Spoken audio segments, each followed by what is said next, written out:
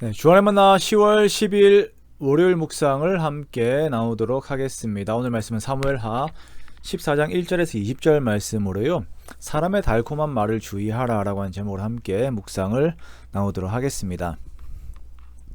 오늘 본문은 압살롬의 문제를 아직 해결하지 못하고 있는 다윗에게 요압이 드고아 여인을 보내어 다윗의 동정심을 유발하게 한 뒤에 다윗이 압살롬을 불러들이도록 그 마음을 움직이게 하는 그 내용을 말씀을 하고 있습니다. 우리는 오늘 말씀을 통하여서 하나님의 뜻보다 사람의 달콤한 말에 귀를 기울인 다윗의 결정이 다윗 왕국의 큰 화를 이렇게 불러일으키는 도화선이 되는 것을 우리가 보게 됩니다.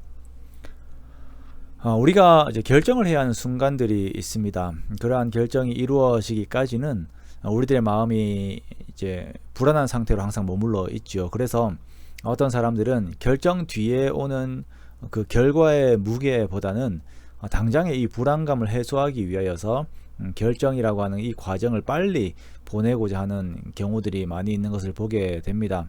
아니, 상당히 많은 경우가 바로 이렇게 결정이 되지요. 그래서 내가 하나님 앞에서 해야 하는 결정들도 사람들의 입에서 나오는 말들을 의지해버리는 그러한 결과들을 보게 되는 것들도 많이 있습니다.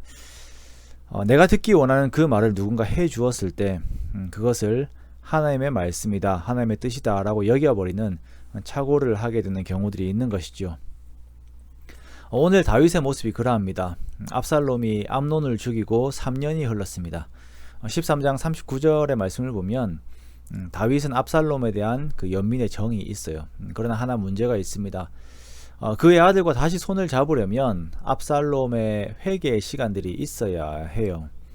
압살롬과 다윗의 관계보다 압살롬과 하나님과의 관계 회복이 먼저 우선되어야 하는 것이죠. 그것이 이루어졌을 때에 또 이스라엘 가운데 다윗의 리더십이라고 하는 그 위치가 더욱더 견고하게 되는 것입니다. 그런데 이상하게 암논이 범죄하였을 때에도 그렇고 압살롬의 때에도 그렇고 다윗이 자녀들에게 하나님과의 관계에 대한 그 요구, 회복의 요구를 하지 않습니다. 이에 대해서는 상당히 무디인 것을 볼 수가 있죠.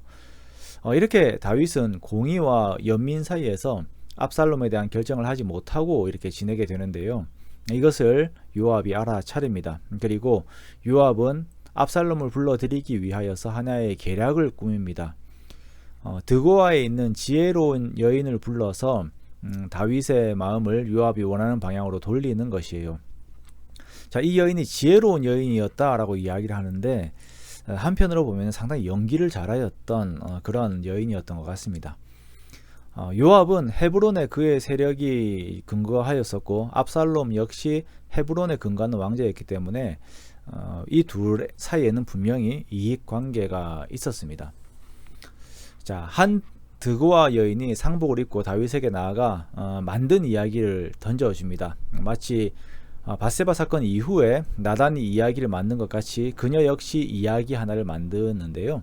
그 내용은 과부인 자신의 두 아들이 들에서 싸웠는데 말리는 사람이 없어서 그들 중에 하나가 죽었다라는 것입니다. 그래서 현재 이렇게 아들이 하나밖에 남아 있지 않은데 공의에 따라서 사람들이 그 남은 아들, 즉 다른 형제를 죽인 그 아들의 죗값을 치르기 위해서 그를 죽이게 되면 자신에게는 대를 이을 상속자가 없기 때문에 자신에게는 당장의 공의보다는 은혜가 필요한 상황이다라는 것을 이야기를 하는 것입니다.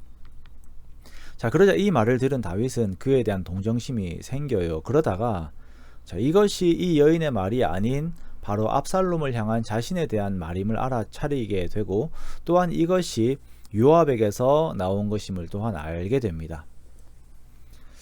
다윗의 마음을 모두 아는 것과 같이 이해하는 것과 같이 접근하는 요압과 드고아 여인의 모습은 겉으로는 아주 선한 것처럼 보입니다. 그러나 그 결과를 보면 불을 가슴에 품는 것과 같은 결과를 가지고 오게 되지요. 다윗은 압살롬의 건에 있어서 하나님의 의중보다는 자신의 감정이 원하는 방향에 기우는 것을 보게 됩니다. 자, 무엇이 다윗을 이렇게 만들었을까요?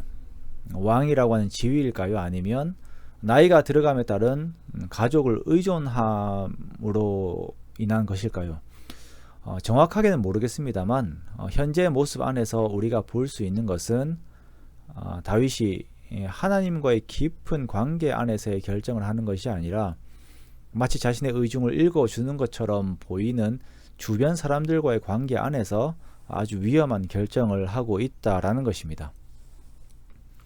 앞에서도 말씀을 드렸지만 우리가 어떤 결정을 해야 하는 시간에 결정이 이루어지기까지의 과정은 많이 힘이 듭니다. 그런데 그때 내 주변에 있는 사람들이 나의 감정을 만져주는 것과 같이 하고 혹은 다른 성격으로 나를 위협하면서 나를 긴박하게 만들 때 그럴 때 그러한 감정에 밀려서 결정을 하게 되면 절대 안 됩니다.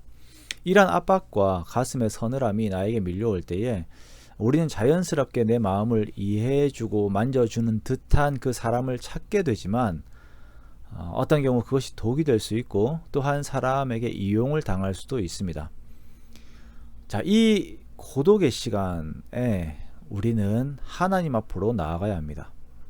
참 힘든 시간이죠. 결정을 해야 하고 누군가 나를 도와줬으면 좋겠다라고 하는 그 마음들이 드는 시간들이 있어요. 그런데 이때 우리가 철저하게 하나님 앞으로 나아가서 하나님께 기도하는 자리에 들어가서 하나님과의 관계에서 하나님의 의중을 묻고 하나님께서 원하시는 뜻을 내가 이루겠다라고 하는 의지를 점점 키우고 그것을 실행하는 것입니다.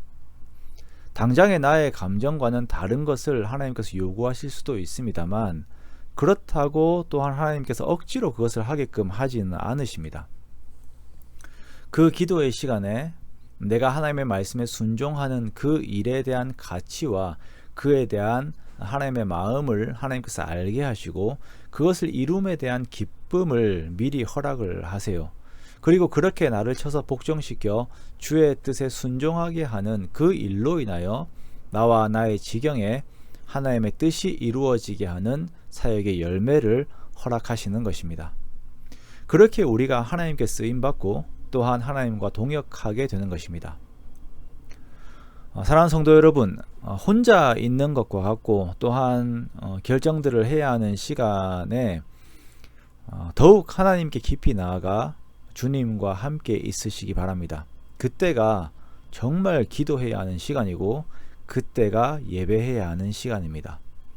그렇게 주님을 의지하고 나아갈 때에 주님께서는 반드시 평안 속에서 나를 가장 선한 길로 인도하십니다. 그러한 주님의 선하신 인도하심이 저와 여러분의 삶에 항상 함께 하시기를, 또한 주님께서 함께 하신다라고 하는 확신이 우리에게 항상 주어지시기를 주님의 이름으로 축원합니다.